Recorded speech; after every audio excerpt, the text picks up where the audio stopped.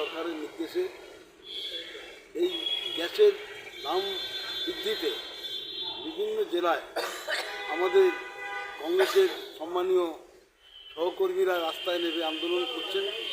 কারণ যেভাবে এসএলএতে টান পড়েছে, বাড়ির মহিলারাও রাস্তায় বেরিয়ে আন্দোলন করছেন, এর প্রতিবাদ করছেন। একদিকে দেখা যাচ্ছে এসআইআর, অন্যদিকে দেখা যাচ্ছে গ্যাসের মূল্য বৃদ্ধি থেকে আরম্ভ করে সবজির মূল্য বৃদ্ধি, মানুষের হেসেলে টান পড়ছে। আগামী দিনের রূপরেখাটা কি?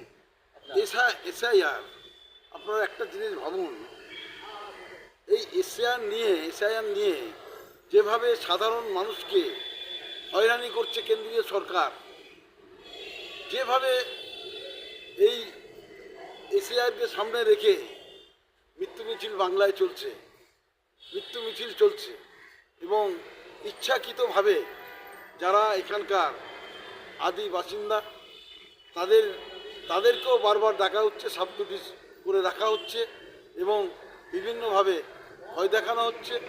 এবং এই যে ভোটার লিস্ট, এর আগে যারা ভারতবর্ষের ক্ষমতায় আছেন, যারা বাংলায় ক্ষমতা আছেন, এখানে বলছিলেন রোহিঙ্গারা ভরে গেছে, রোহিঙ্গাদের নাম তুলেছে, বাংলাদেশিরা ভরে গেছে, বাংলাদেশিদের নাম তুলেছে। কোথায় রোহিঙ্গা, কোথায় বাংলাদেশি, এসব কিছু কিন্তু খুঁজে পাওয়া যাচ্ছে না। 0 পয়েন্টে রান করছে, সব মিথ্যে বলে সাধারণ মানুষকে হয়রানি করছে। যখন একটা করে নির্বাচন আসবে, এক একটা ইস্যু কেন্দ্রীয় সরকারে থাকবে, সেই ইস্যুতে সাধারণ মানুষকে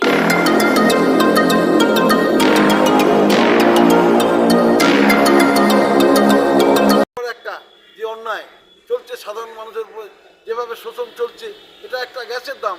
ঠিক যখন একটা কোনো কিছু ভারতবর্ষের বাইরের বিভিন্ন দেশে দেখা যাবে, ঠিক সেই সময় একটা ইস্যু তৈরি করবে কেন্দ্রীয় সরকার, জিনিসের দাম বাড়িয়ে দেবে, গ্যাসের দাম বাড়িয়ে দেবে। একটা জিনিস আপনারা ভালো করে দেখেছেন, এরা এত আন্দোলন করছে, এরা বলতে পারছে না কোথাও রুটি কাপড় আর মকান দরকার, সাধারণ যুবক যুবতীদের চাকরি দরকার, কোথায় এসব কথাবার্তা নেই। এরা কেউ কিছু কারোর জন্য করেনি, মিথ্যে কথা বলেছে, সাধারণ মানুষের সাথে প্রতারণা করেছে। এরা ডিজেল, গ্যাস, পেট্রোলের দাম বাড়িয়ে নিজেদের কোষাগার বোঝাই করেছে। কোষাগার বোঝাই করার পরে যে অর্থ এসছে, সেই অর্থ দিয়েছে নিজেদের বন্ধু শিল্পপতিদের, তারপরে আবার ঋণ মাফি করেছে। আমার আপনার টাকা, ট্যাক্সের টাকা তুলে নিয়ে গিয়ে তাদের ঋণ মাফ করছে।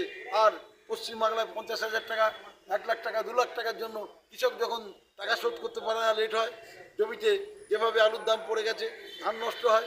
কিন্তু আমরা কি দেখতে পাই? আমরা দেখতে পাই সঠিক টাইমে ব্যাংকে টাকা না দিতে পারে, সকাল 10টার সময় এসে গায়ে খটখটাচ্ছে, দরজা খটখটাচ্ছে ব্যাংকের লোক। কোথায়? আপনারা দিচ্ছে না, সম্মান বাঁচাতে আত্মহত্যা করছে, গলায় দড়ি দিচ্ছে। আবার মৃত্যুর মিছিল চালু হবে, যেভাবে আলু চাষিদের ওপর একটা অবস্থা চলছে, বীজ থেকে আরম্ভ করে সমস্ত জিনিসের দাম বেড়েছে। সাধারণ মানুষ বাংলার তথা ভারতবর্ষের খুবই অসহায়। এই মুহূর্তে বাংলার সরকার চেঞ্জ করা উচিত। এই যে ভারতবর্ষের সরকার যারা বসে আছে, তাদেরও এই মুহূর্তে চেঞ্জ করা উচিত। ভারতবর্ষের মানুষের যেহেতু লোকসভা ভোট নয়, আগামী দিনে বিধানসভা ভোট, এই সরকারকে চেঞ্জ করে ভারতের সরকার চেঞ্জ করে বাংলার যে নির্বাচন হবে, সেখানে আমাদের ভারতীয় জাতীয় কংগ্রেসের সরকারকে আনার জন্য আবেদন করব। কারণ ন্যায় নিষ্ঠার সাথে ভারতীয় জাতীয় কংগ্রেস চলে এবং সাম্প্রদায়িক সম্প্রীতিকে রক্ষা করে ভারতীয় জাতীয় কংগ্রেস তথা পশ্চিমবঙ্গ প্রদেশ কংগ্রেস করে। আর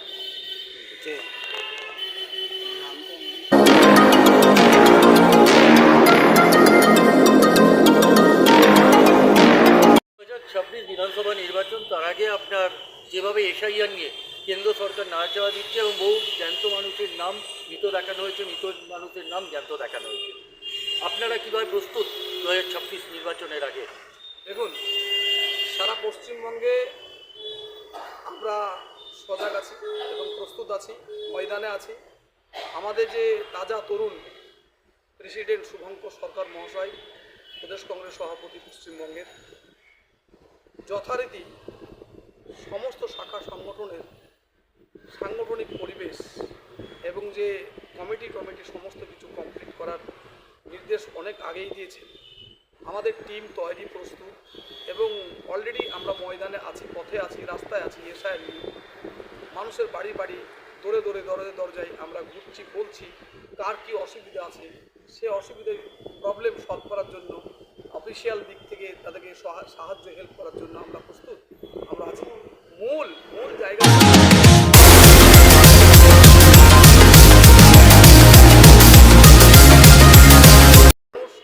আজকে যারা অবহেলিত হয়েছে, অত্যাচারিত হয়েছে, কেস কামারতে পড়ে রয়েছে, দুর্ভিক্ষর মধ্যে মানুষ যারা পড়ে আছে, আজকে কাজকর্ম নেই, শিল্প নেই, এইসব যে বিষয়গুলো নিয়ে মানুষ যে বিড়ম্বনার মধ্যে পড়ে আছে, লক্ষ্মীর ভাণ্ডার দিয়ে পশ্চিমবঙ্গ চলে না, আজকে যুবশ্রী ভাতা দিয়ে পশ্চিমবঙ্গ চলে না, কর্মসংস্থা কোথায়? কর্মসংস্থা নেই, শিক্ষা কোথায়? আজকে স্বাস্থ্য ব্যবস্থা কোথায়? শুধু হসপিটালের আপনি গিয়ে রং করে দেবেন, দুটো টালি বসিয়ে দিবেন, ওটার স্বাস্থ্য উন্নতি নয়। আজকে লক্ষ্মীর ভাণ্ডার দিয়ে দিবেন, শিক্ষা উন্নতিভাবে হয় না। আপনি আইসিডিএস সেন্টারগুলো দেখবেন, ওটা শিক্ষা ব্যবস্থা হয় না। আজকে আগামী দিন আমরা ক্ষমতা না আসতে পারি, কিন্তু আমাদের সংগ্রাম, আমাদের সংগঠন মজবুত হবে। আগামী দিন ভবিষ্যতের পথটা আমাদের উজ্জ্বল হবে।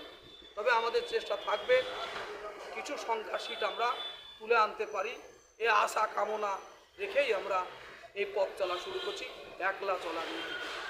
পছন্দ